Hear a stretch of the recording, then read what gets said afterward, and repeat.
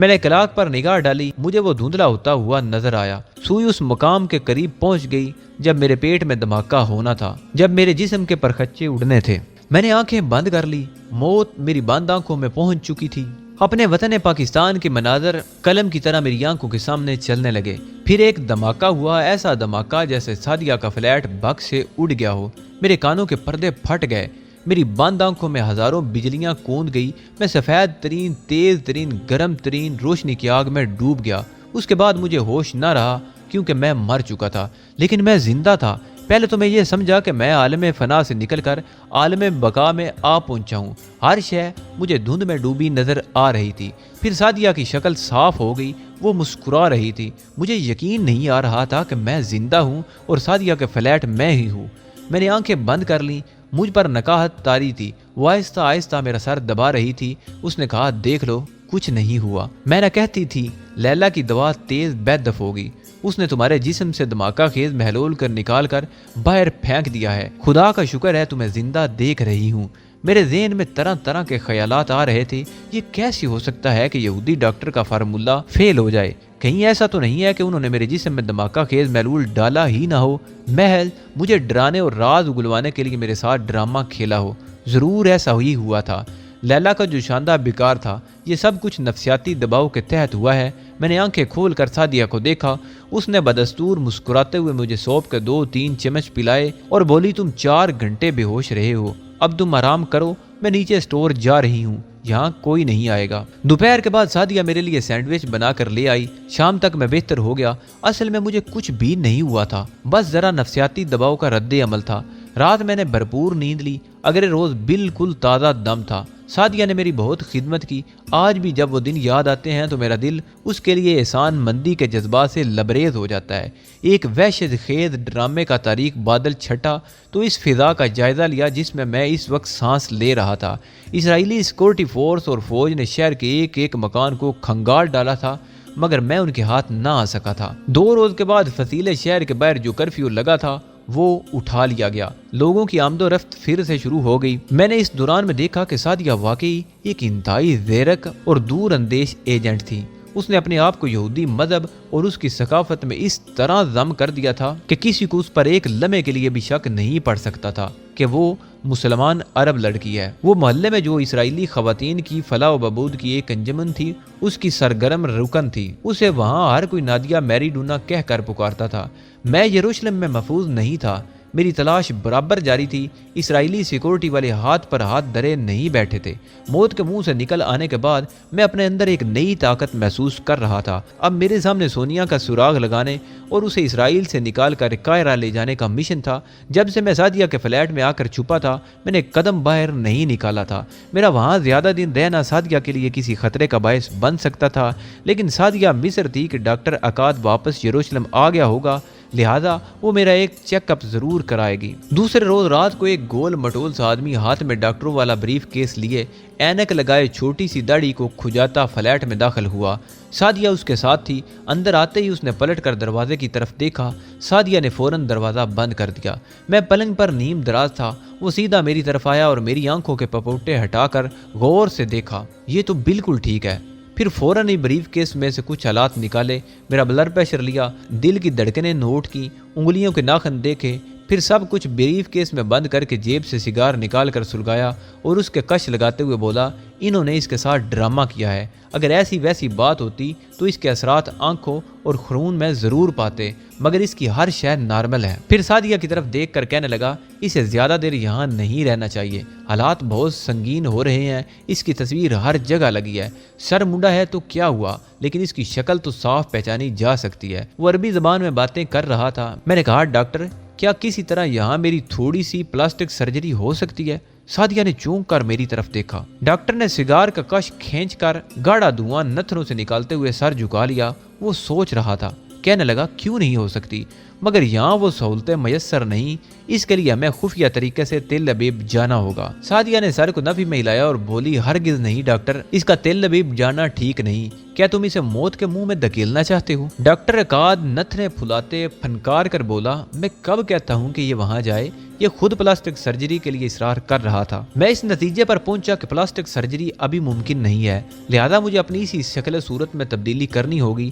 میں نے کئی روز شیو نہیں بنائی، یہ سوچا کہ فرنچ کٹ، چھوٹی سی نوکیلی داڑھی اور باریک مونچھیں رکھ لوں گا، سنہری فریم والی عام سفید شیشوں کی اینک لگا لوں گا اور حلیہ یہودی رابوں جیسا بنا کر سونیا کی سراغ رسانی کو نکل پڑوں گا۔ مگر سونیا کے بارے میں ہمیں تازہ ترین معلومات میسر نہیں تھی۔ میرے استفسار پر ڈاکٹر عقاد بولا، 10 روز پہلے ہمیں پتہ چلا کہ سونیا کو تل ابیب میں کسی نامعلوم مقام کی طرف روانہ کر دیا گیا ہے اور ابھی اس کا کچھ علم نہیں ہے۔ سعدیہ بولی، لیکن ڈاکٹر، ہمیں ہر حالت میں اس کا سراغ لگانا ہے کیونکہ یہی ہمارا سب سے اہم مشن ہے۔ ڈاکٹر عقاد چند لمحے اپنی داڑھی کو کھجاتا رہا، پھر بریف کیس اٹھا کر باہر جاتے ہوئے بولا، سعدیہ، میں کل سونیا کے بارے میں پوری معلومات حاصل کر کے آؤں گا۔ اپنے دوست کو یہاں سے باہر قدم مت رکھنے دینا۔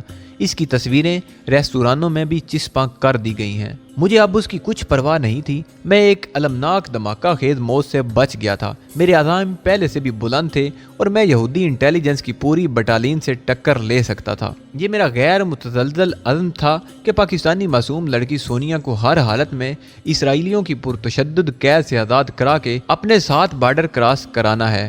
میں نے وہ سارا دن اور رات سعدیہ کے فلیٹ میں گزار دی۔ دوسری رات ڈاکٹر عقاد ہاتھ میں بریف کیس لیے سعدیہ کے ساتھ کمرے میں داخل ہوا۔ اس کے خفیہ ذرائع کے مطابق سونیا کو تل ابیب کے قریب و جوار میں کسی پوشیدہ جگہ میں رکھا گیا تھا۔ یہ معلوم نہیں ہو سکا کہ یہ مقام کہاں پہ واقع ہے۔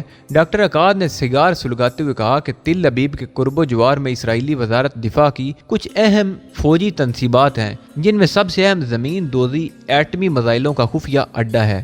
سعدیہ نے ڈاکٹر عقاد کی بات کرتے ہوئے کہا، تمہارا کیا خیال ہے کہ سونیا کو انہوں نے اس ایٹمی میزائلوں کی زمین دوز تہ خانے میں چھپایا ہوگا؟ ڈاکٹر عقاد نے اس طرح سعدیہ کی طرف دیکھا جیسے اسے بات کرنے کا انداز پسند نہیں آیا۔ سگار انگلیوں میں گھماتے ہوئے بولا، تم نے مجھے بات پوری کرنے کا موقع نہیں دیا۔ سعدیہ، میں یہ کہنا چاہتا تھا کہ ان تنصیبات کے قریب فوجی چوکی بھی ہے جہاں تقریباً 1 بٹالین فوج ہر وقت لیس رہتی ہے۔ بہت ممکن ہے کہ سونیا کو اسی فوجی چوکی میں منتقل کر دیا گیا ہو۔ سعدیہ اٹھ کر سنگار میز کے پاس گئی، بالوں میں سے پن نکال کر دراز میں رکھا اور پلٹ کر بولی، اس کا مطلب ہے کہ سونیا کو وہاں سے نکالنا اب مزید مشکل ہو گیا ہے۔ ڈاکٹر نے کندھے اچکائے، کچھ کہا نہیں جا سکتا۔ میں ان دونوں کی باتیں بڑے غور سے سن رہا تھا۔ میں نے ڈاکٹر عقاد سے کہا کہ اگر کسی طرح اس امر کا یقین ہو جائے کہ سونیا اسی فوجی چوکی میں زیر حراست ہے تو پھر یکسوئی سے کچھ سوچ سمجھ کر منصوبہ بندی کی جا سکتی ہے۔ ڈاکٹر کرسی سے اٹھ کھڑا ہوا، میں جانتا ہوں، ہاں، اس امر کی تصدیق بہت جلد کر دی جائے گی۔ سعدیہ بولی، اتنا خیال رہے کہ ہمارے پاس وقت بہت کم رہ گیا ہے۔ ڈاکٹر عقاد نے کوئی جواب نہ دیا، سر پر ہیٹ جمایا اور بریف کیس اٹھا کر سیڑھیاں اتر گیا۔ سعدیہ نے پلٹ کر میری طرف دیکھا اور بولی، تم آرام کرو، میں اسٹور میں جا رہی ہوں۔ میرے ذہن میں ایک منصوبے کا ابتدائی خاکہ تیار ہونا شروع ہو گیا تھا۔ ذہن بڑی تیزی سے اس خطرناک منصوبے کے تمام اجزاء اور کوائف جمع کر رہا تھا، لیکن اس کے لیے پہلی شرط یہ تھی کہ مجھے اس بات کی یقین دہانی کرائی جائے کہ سونیا وہیں جنگی تنصیبات کی فوجی چوکی میں موجود ہے۔ اس کی تصدیق اگلے روز ہی ہوگی۔ ڈاکٹر عقاد نے فون کر کے خفیہ کوڈ میں سعدیہ کو اطلاع کی کہ سونیا صدوم کی فوجی چوکی میں نظر بند ہے اور قاہرہ میں ہونے والی عرب ممالک کے سربراہوں کی کانفرنس میں اس کی نظر بندی کو اسرائیل بلیک میل کرنے کا فیصلہ کر چکا ہے۔ یہ کانفرنس 10 روز بعد شروع ہونے والی تھی۔ مصری ہیڈ کوارٹر کی طرف سے سعدیہ کو خفیہ سگنل موصول ہوا کہ سونیا کی بازیافت کا کام سست کیوں پڑ گیا ہے، اسے جیسے بھی ہو دشمن کی قید سے نکال کر مصر پہنچا دیا جائے۔ میں اور سعدیہ سر جوڑ کر بیٹھ گئے۔ اس وقت میرے ذہن میں خطرناک منصوبہ مکمل طور پر تیار ہو چکا تھا۔ جب میں نے اس کا ذکر سعدیہ سے کیا تو وہ ایک پل کے لیے حیران سی ہو کر رہ گئی۔ سپاٹ نگاہوں سے میرا منہ تکنے لگی۔ یہ کیسے ممکن ہے؟ میں نے اسے سمجھایا کہ میں ناممکن کو ممکن بنانے کا عزم رکھتا ہوں۔ اس پر وہ بولی، مجھے تمہارے عزائم کی پختگی پر شک نہیں ہے، لیکن میں صرف یہ کہنا چاہتی تھی کہ تم اکیلے یہ کام نہیں کر سکو گے کیونکہ یہ ایک آدمی کا کام نہیں ہے۔ میں نے سعدیہ کا ہاتھ اپنے ہاتھ میں لے کر آہستہ سے دبایا اور کہا، میں بنیادی طور پر ایک جان باز کمانڈر ہوں جسے تن تنہا مار کا سر انجام دینے کی ٹریننگ دی گئی ہے، اور مجھے یقین ہے کہ اگر بدنصیبی آڑے نہ آئی تو میں یہ مار کا سر کر لوں گا۔ صرف مجھے ایک ساتھی کی ضرورت ہوگی۔ سعدیہ گہری سوچ میں ڈوب گئی۔ اس کے چہرے سے عیاں تھا کہ وہ اس خطرناک مشن میں میری جان چلی جانے کے بارے میں فکر مند ہے۔ اس نے سوچ کی گہری لہروں سے ابھرتے ہوئے پوچھا، تمہیں کس قسم کی ساتھی کی ضرورت ہے؟ میری نگاہ سعدیہ کے چہرے پر جمی تھی۔ میں نے کہا، مجھے ایک ایسا شخص چاہیے جو نیوکلیئر ہیڈ کمپیوٹر الیکٹرانکس کی تکنیک کو بخوبی جانتا ہو، سعدیہ ایک بار پھر سوچ میں پڑ گئی۔ اس سلسلے میں مجھے ڈاکٹر عقاد سے بات کرنی ہوگی۔ ہمارے فلسطینی کمانڈو میں کچھ ایسے مجاہد ہیں جنہیں خاص طور پر ایٹمی تنصیبات تباہ کرنے کی ٹریننگ دی جاتی ہے۔ سعدیہ کی اس اطلاع نے میرے عزائم کو مزید تقویت عطا کر دی تھی، کیونکہ میری اسکیم ایک ایسے آدمی کے بغیر کبھی مکمل نہیں ہو سکتی تھی جو کمپیوٹر الیکٹرانک کی تکنیک سے بخوبی واقف ہو۔ ابھی 2 مرحلے باقی تھے۔ پہلا مرحلہ اسرائیل کی نیوکلیئر ہیڈ انڈر گراؤنڈ تنصیب کا مکمل نقشہ حاصل کرنا تھا، اور دوسرا کام ایٹمی تنصیب کے خفیہ کوڈ ورڈ کا حصول تھا۔ مزید یہ بھی معلوم کرنا تھا کہ کہیں وہاں کا خفیہ کوڈ یا پاس ورڈ کہیں روز کے روز تبدیل تو نہیں کیے جاتے۔ سعدیہ بولی، اس بارے میں ڈاکٹر عقاد ہمیں کارآمد مشورہ دے سکتا ہے، لہذا میں آج ہی اسے بلاتی ہوں، مگر تم ایک بار پھر اچھی طرح سے سوچ سمجھ لو، اگر ذرا سی بھی کہیں بھول چوک ہو گئی تو اس کا نتیجہ انتہائی بھیانک نکل سکتا ہے۔ میں نے کہا، ایسی صورتحال میں صرف میری اور میرے ساتھی کی جان جائے گی اور کچھ نہیں ہوگا، اور کمانڈو جان ہتھیلی پر رکھ کر اپنے مشن پر روانہ ہوا کرتے ہیں۔ سعدیہ نے ڈاکٹر عقاد کو فون کیا کہ میری طبیعت پھر خراب ہو رہی ہے، برائے مہربانی مجھے رات کو آ کر انجیکشن لگا دیجیے گا۔ وہ سمجھ گیا کہ سعدیہ کسی اہم کام سے بلا رہی ہے۔ رات 8 بجے کے بعد وہ اسٹیتھوسکوپ گلے میں لٹکائے سگار پیتا، چھوٹی سی داڑھی کھجاتا آ گیا۔ سعدیہ نے اسٹور بند کر دیا تھا۔ ہم تینوں اس کے اوپر والے کمرے میں بیٹھ گئے۔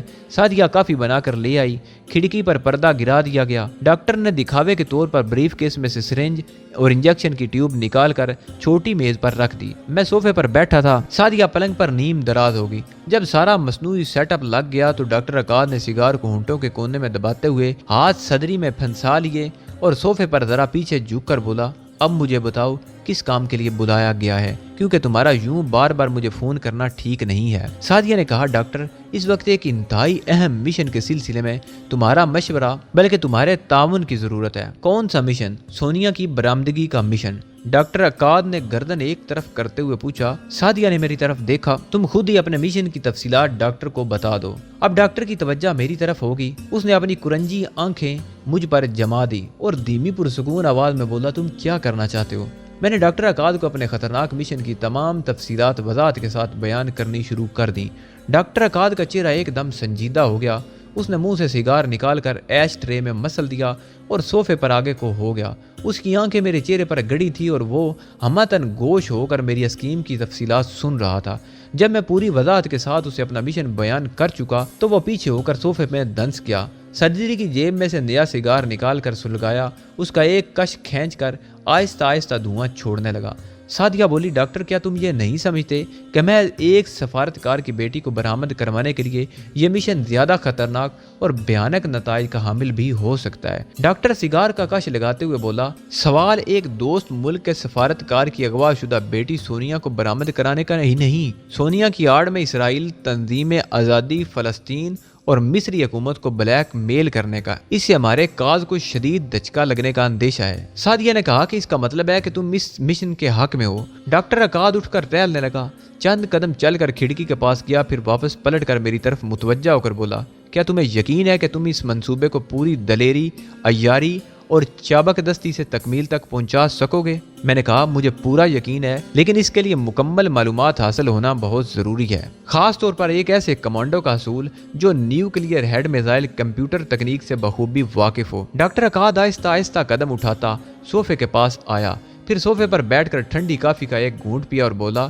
اس کا انتظام ہو جائے گا، کیونکہ یہ ہمارے وطن کی آبرو، ہماری تنظیم اور فلسطینی کاز کے مفاد کا معاملہ ہے۔ اگر اسرائیلی سونیا کی آڑ میں مصر اور تنظیم آزادی فلسطین کو بلیک میل کرنے میں کامیاب ہو جاتا ہے تو وہ ہماری پالیسی اور ہمارے بنیادی مفادات میں بنیادی اور انتہائی نقصان دہ تبدیلیاں پیدا کرنے کا باعث بھی ہو سکتا ہے، جو ہمارے لیے خود کشی کے مترادف ہوگا۔ میں نے اپنی بات پر زور دیتے ہوئے کہا، میرا ایک گولی سے 2 نشانے پھوڑنے کا مشن ہے۔ ہمیں دوست ملک کے سفارتکار کی بیٹی کو بھی چھڑانا ہے اور آزادی فلسطین کے کاز کو شدید نقصان پہنچانے سے بھی بچانا ہے، اور مجھے پورا یقین ہے کہ ایک بار میں اگر ٹارگٹ پر پہنچ گیا تو اسرائیل گھٹنے ٹیکنے پر مجبور ہو جائے گا، کیونکہ دوسری صورت میں اسے اپنے دارالحکومت کی مکمل تباہی و بربادی کا منظر دیکھنا ہوگا جسے وہ کبھی گوارا نہیں کرے گا۔ سعدیہ خاموشی سے کافی کے ہلکے ہلکے گھونٹ لے رہی تھی۔ اس کی چمکیلی آنکھیں کبھی ڈاکٹر عقاد اور کبھی میرے چہرے کا جائزہ لیتی۔ میں نے اپنی بات ختم کی تو وہ ڈاکٹر عقاد کی طرف دیکھتے ہوئے بولی، اس کام میں دیر نہیں کرنی چاہیے۔ اگر آپ لوگوں نے اس مشن پر عمل کرنے کا فیصلہ کر ہی لیا ہے تو پھر اس پر آج ہی سے کام شروع کر دینا چاہیے۔